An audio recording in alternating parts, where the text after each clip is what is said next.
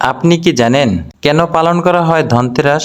সমুদ্র মন্থনের সময় এই তিথিতে হাতে অমৃত কলস নিয়ে ধন্বন্তরী প্রকট হন, তাই এই দিনকে ধনতেরাস বা ধনত্রয়োদশীও বলা হয়। ধন ও স্বাস্থ্যের আরাধনা করা হয় এই দিন। কথিত আছে ইন্দ্রের অভদ্র আচরণে ক্ষুব্ধ হয়ে মহর্ষি দুর্বাসা 3 লোককে শ্রীহীন হওয়ার অভিশাপ দেন। জগৎ সংসারে শ্রী প্রতিষ্ঠার জন্য সমুদ্র মন্থনের পরামর্শ দেন ভগবান শিব। সমুদ্র মন্থনের ফলে 14টি প্রমুখ রত্নের উৎপত্তি হয়।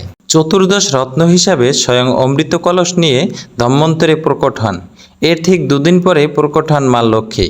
তাই ধনতেরাসের 2 দিন পর দীপাবলিতে লক্ষ্মী পূজা করা হয়। সমুদ্র মন্থনের সময় শরৎ পূর্ণিমায় চাঁদ, কার্তিক দ্বাদশীর দিনে কামধেনু, ত্রয়োদশীর দিনে ধন্বন্তরী এবং অমাবস্যার দিনে মা লক্ষ্মীর উৎপত্তি হয়। স্বাস্থ্য রক্ষার জন্য এই দিন ধন্বন্তরীর পূজা করা হয়। ধন এবং সমৃদ্ধির জন্য মা লক্ষ্মী ও কুবেরের পূজা করা হয়। আপনি যদি মা লক্ষ্মীর ভক্ত হয়ে থাকেন তাহলে চ্যানেলটাকে সাবস্ক্রাইব করে কমেন্টে লিখুন জয় মা লক্ষ্মী।